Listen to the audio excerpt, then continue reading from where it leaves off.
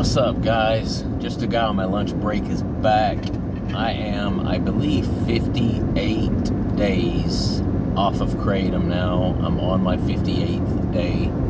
I appreciate you guys following me on the journey.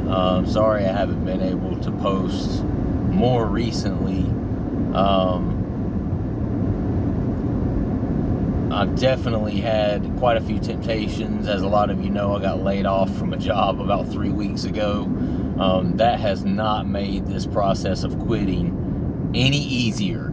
I can tell you that. And I preach about that all of the time on this channel, about staying busy, staying engaged in things, and that being one of the main keys to your success in being able to stay off of Kratom. As soon as you sit around on idle hands and start getting bored, it's a wrap. It's a wrap. So I have stayed really busy with doing things around the house. I've done flooring in 3 different bathrooms, changed out the vanity in the hall bath. Obviously I had to take the toilet out when you change out the flooring there. When I put the toilet back, we had a couple of leaks that were happening because there was just, old piping and old parts in the toilet. So I've become a plumber. Not really, but I've kind of become a plumber throughout this process, figuring out how to buy new parts and install new parts on a toilet and stuff like that to keep it from leaking. So, and most recently, I added a live edge piece of wood on my bar area, which I may do a video about that later and show you guys. Damn, it looks hot.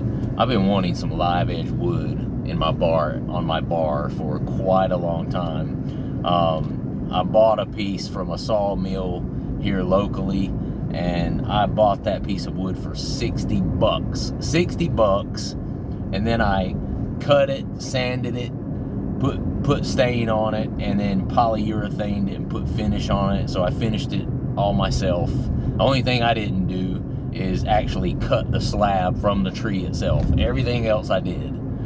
And this joker looks like a $400 piece of wood.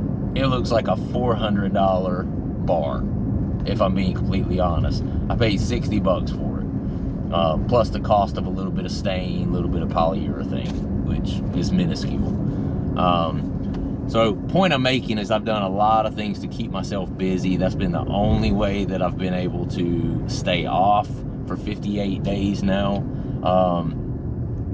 For those of you who have been following my channel for quite a while, you know that I've come off and I've quit Kratom a couple of different times.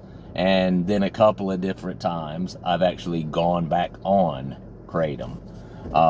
And this time here has been, honestly, the longest I've made it. And it's one of those things where as time passes, it gets easier. But then it also, as time passes, gets harder. The reason it's easier is because I'm getting further and further away from the withdrawals, getting further and further away from the anhedonia, the kind of depression that goes along with coming off of something like that.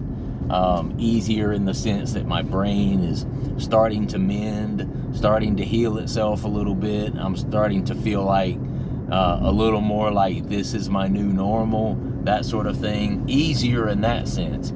Harder in the sense that the addict brain tries to tell you lies, and the addict brain starts this whole thing of, oh man, it's been 60 days, look, and you're not even struggling that bad at this point.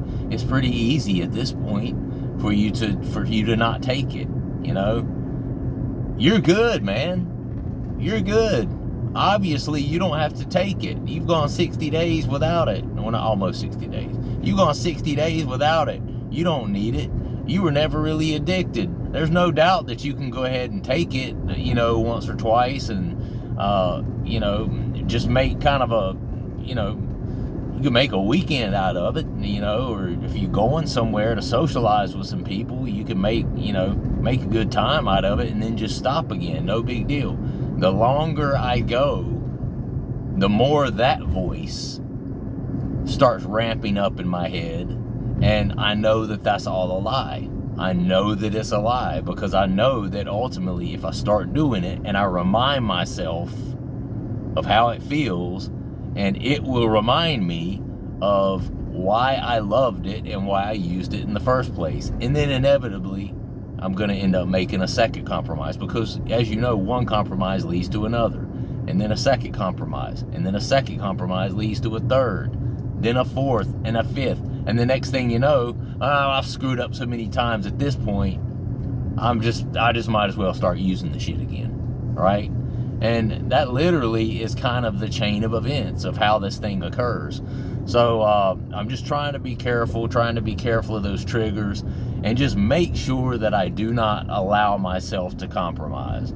I'm being adamant about telling myself no, and being adamant about not allowing myself to make that perceived one-off choice where, well, I'll just use it this time. No, because that one-off choice, because of my addict mentality and my addict brain, always ends up being a 2-off, then a 3-off, then a 5-off, and then the next thing you know, I'm using it every day again, and I don't want that. So I've been harder on myself in regards to this than I ever have been in the past, and I think that's one of the reasons I've been successful.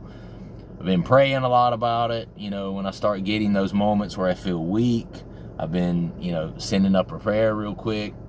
God, help me be strong, help me get through this. I know that leads me down a road of destruction and despair. If I do decide to take it, I just can't, And so there's been a lot of that going on, plus staying busy, all those other things, okay? Thank you for asking. I've not found a job yet, but I've had a high up person at my son's daycare ask me multiple times now, why wouldn't you could come be the director here? Come be the child care director. You get free daycare, trying to sweeten the deal, because that's what my background is in. My bachelor's degree is in early childhood development, so I have a perfect degree to do that. I don't have to go in the classroom and teach. I could actually go be a director of a child care center, and I wouldn't have to be in the classroom. And I enjoy working around children and working around people who have a passion for sowing into the lives of children, so I think that's something I would enjoy. So I'm considering kind of doing a career shift, career change. It's not as much money as I would be making before, but like I said, we're paying close to $12,000 a year in daycare expenses. So if my son has free daycare while I'm there, hell man, do the math. You can add that 12 G's to your income as though that's what you're making in your income. So I've got that going on. I'll let you guys know what I decide to do there, or what ends up happening there. What else? Oh, thank you everybody for reaching out. A lot of the folks on my channel either already knew or have learned that I live in North Carolina. Obviously, North Carolina, especially Western North Carolina, has been in the news quite a lot recently. Just an insurmountable amount of damage and carnage that has taken place in the western part of the state. Over 200 something people dead. There's hundreds of others unaccounted for. It's just a really bad situation.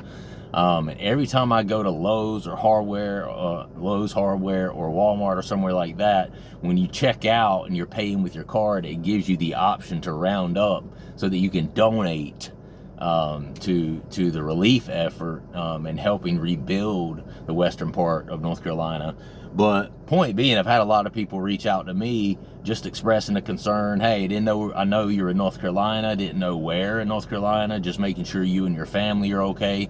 Thank you so much for that. We're fine. We got some limbs down, got some heavy rains, nothing compared to what happened in the western part of the state. We missed it by about an hour and a half drive, 2 hours. I'm in Greensboro, which is literally smack dab central North Carolina, right in the center. 3 hours west, and it's 3 hours west, you're in the mountains from where I live. 3 hours east, you're on the coast. So Greensboro literally sits right in the middle. So we were fortunate, and we missed most of the real damage and carnage. Others, obviously, west of us, were not so fortunate to a point where people have lost their lives. So I just want to use the platform I do have to say, please donate. There's ways to do it. I know a lot of, there's ways to, when you go to the store, a lot of the major department store chains and grocery stores and stuff like that, when you pay, they are allowing you to round up, and that extra few cents that you donate during that time is going to help with those sort of relief efforts. People are doing it in churches. They're filling up buses full of paper towels, toilet paper, food, non-perishable items, all these things. I know churches and community centers and Salvation Armies and Goodwills, and there's all these other kind of organizations that are doing stuff like that to help. But I'm going to leave a couple of links down below where you guys can go and donate to that cause. As a North Carolinian who was born and raised here, I would absolutely be appreciative and thankful if you guys would help any way you can. And I've got almost 1,000 subscribers now, so there's quite a few people listening to me. And I do want to use this platform to do something positive. I think that's important, and I think I have an obligation to do that. That I have a channel that has almost 1,000 people subscribed to it. I should use that platform to do something positive. So I'll put down a couple of links that I found is an honest way for you to, and it won't be like a GoFundMe or anything like that. So you don't have to worry about me. that'd be fucked up. Yeah, you guys donate to this. Here's this GoFundMe that I set up to help feed the people, and then next thing you know, you see me driving around a supercar, a Lamborghini, where I'm taking everybody's money and put it into my own bank account. I would never. I was just being funny. It's just a joke. It's a joke. It's a joke, guys. But I will put down a couple of links that I found that are good places for you to donate to help those people. So very appreciative to you guys. I love you guys. I gotta go. Gotta run an errand real quick. And I'm pulling for all of you out there. Got several people out there that are recently off of Kratom. Awesome. Let's go. I'm pulling for you guys too. Stay strong out there. And just remember, if you fall off the wagon and you use again, that's no excuse to just, well, I already fucked up now, so let me just keep on using again. No. You've heard the saying, if first you don't succeed, get up, try again. Get back on the horse. That's, the only way you're ever going to completely lose is if you just stop trying and you quit. The moment you either die or give up, that's when you lose. Outside of those two instances, you always have the opportunity to get back on the horse and be successful and quit, okay? If you enjoy this sort of content, subscribe to the channel. It helps a lot of people. Use it as an accountability mirror. Tell your story on here. There's a lot of other people that have gone through similar experiences to what you have. So use this channel for that. And a lot of people do. And I'm pretty, you guys know I'm pretty engaged on this channel as well. So anyway, 58 days, that's kind of my update. Don't forget to click the links down below. Help out the Western North Carolinians. A lot of them have lost homes, lost loved ones, lost everything they've owned in this in this tragedy with the hurricane. I've been living in North Carolina all my life, and I've never known anything to cause this sort of carnage in North Carolina. So I would appreciate it, and I know they all would as well. The ones most affected, if you guys would contribute anything that you can to that tragedy. All right, I love you guys very much. Have a great day. I'll see you next time. Peace.